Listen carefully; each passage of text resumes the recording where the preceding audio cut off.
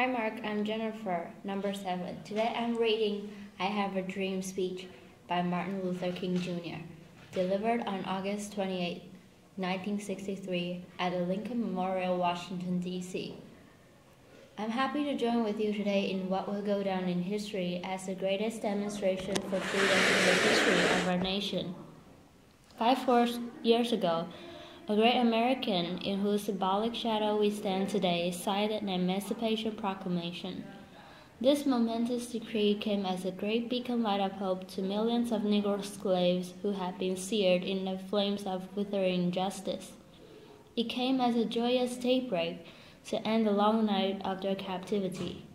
But 100 years later, the Negro still is not free. 100 years later, the life of the Negro is still sadly crippled by the manacles of segregation and the chains of discrimination. 100 years later, the Negro lives on a lonely island of poverty in the midst of a vast ocean of material prosperity. 100 years later, the Negro is still languished in the corners of American society and finds himself an exile in his own land. And so we've come here today to dramatize a shameful condition. In a sense, we've come to our nation's capital to cash a check. When the architects of our republic wrote the magnificent words of the Constitution and the Declaration of Independence, they were signing a promissory note to which every American was to file heir. This note was a promise that all men, yes, black men as well as white men, could be guaranteed the unalienable rights of life, liberty, and the pursuit of happiness. It is obvious today that America has defaulted on his promissory note insofar as her citizens of color are concerned. Instead of honoring his sacred obligation, America has given the Negro people a back check, a check which has come back marked insufficient funds. But we refuse to believe that the Bank of Justice is bankrupt. We refuse to believe that there are insufficient funds in the great vaults of opportunity of this nation. And so, we've come to cash this check, a check that will give us upon demand the riches of freedom and the security of justice. We have also come to this hallowed spot to remind America of the fierce urgency of now. This is no time to engage in the luxury of cooling off or to take the tranquilizing drugs of gradualism. Now is the time to make real the promises of democracy. Now is the time to rise from the dark and desolate valley of segregation to the sunlit path of racial justice. Now is the time to lift our nation from the quicksands of racial injustice to the solid rock of brotherhood. Now is the time to make justice a reality for all of God's children. It will be fatal for the nation to overlook the urgency of this moment. This sweltering summer of the Negro's legitimate discontent will not pass until there is an invigorating autumn of freedom and equality. 1963. There is not an end, but a beginning, and those that hope the Negro needed to blow off steam and will not be content will have a rude awakening of the nation return to business as usual. And there will be neither rest nor tranquility in America until the Negro is granted his citizenship rights. The whirlwinds of revolt will continue to shake the foundation of our nation until the bright day of justice emerges.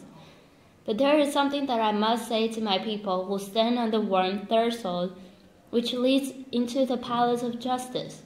In the process of gaining our rightful place, we must not be guilty of wrongful deeds. Let us not seek to satisfy our thirst for freedom by drinking from the cup of bitterness and hatred.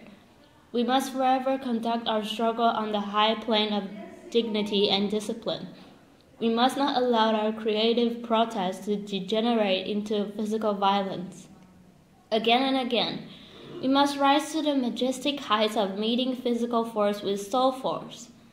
The marvelous new militancy which has engulfed the Negro community must not lead us to the distrust of all white people.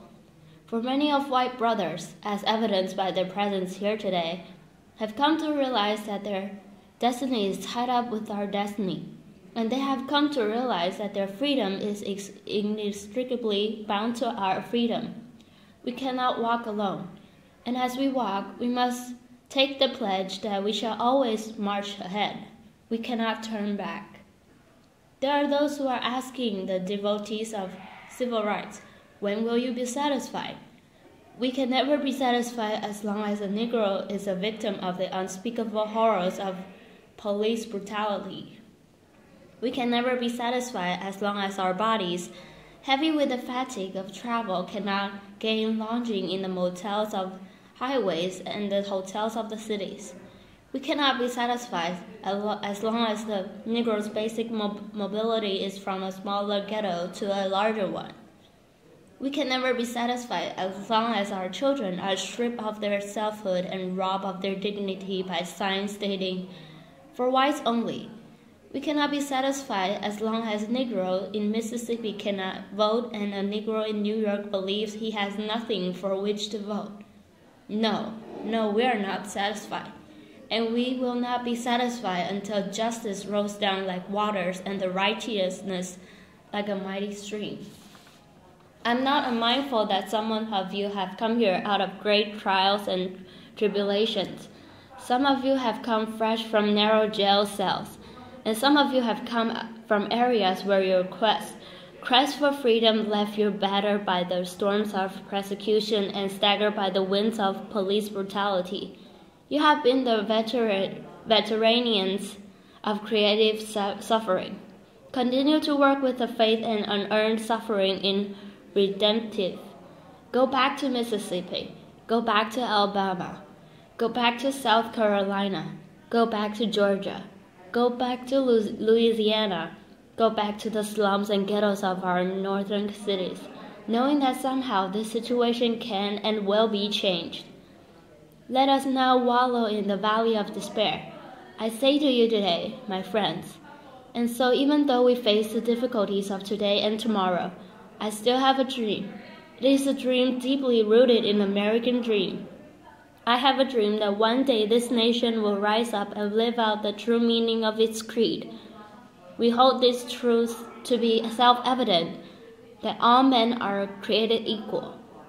I have a dream that one day on the red hills of Georgia, the sons of former slaves and the sons of former slave owners will be able to sit down together at the table of brotherhood. I have a dream that one day even the state of Mississippi, a state sweltering with the heat of injustice, sweltering with the heat of oppression, will be transformed into an oasis of freedom and justice. I have a dream that my 4 little children will one day live in a nation where they will not be judged by the color of their skin, but by the content of their character. I have a dream today. I have a dream that one day down in Alabama with its vicious racist, with its governor having his lips dripping with the words of interposition and nullification, one day right here in Alabama, little black boys and black girls will be able to join hands with little white boys and white girls as sisters and brothers. I have a dream today. I have a dream that one day every valley shall be exalted, and every hill and mountain shall be made low. The rough places will be made plain, and the crooked places will be made straight. And the glory of the Lord shall be revealed, and all flesh shall see it together. This is our hope, and this is the faith that I go back to the South with. With this faith, we will be able to hew out of the mountains of despair a stone of hope. With this faith, we will be able to transform the jangling discords of our nation into a beautiful sympathy of brotherhood. With this faith, we will be able to join to work together.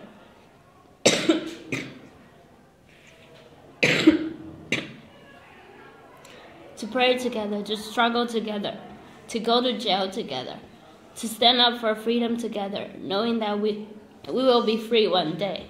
And this will be the day. This will be the day when all of God's children will be able to sing with new meaning.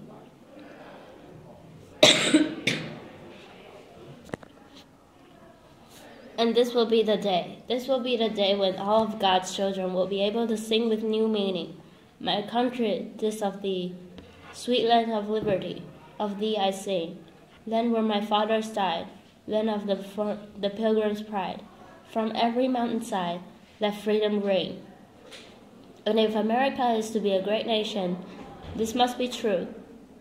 And so let freedom ring from the prodigious hilltop of New Hampshire.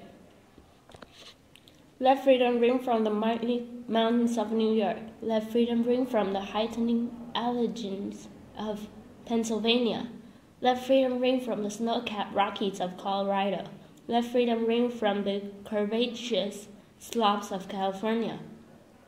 But not only that, let freedom ring from Stone Mountain of Georgia. Let freedom ring from Lookout Mountain of Tennessee. Let freedom ring from every hill and molehill of Mississippi. From every mountainside, let freedom ring. And when this happens, and when we all allow freedom to ring, when we let it ring from every village and every hamlet, from every state and every city, we will be able to speed up that day when all of God's children, black men and white men, Jews and Gentiles, Protestants and Catholics, will be able to join hands and sing in the words of old Negro spiritual. Free at last, free at last. Thank God Almighty, we are free at last.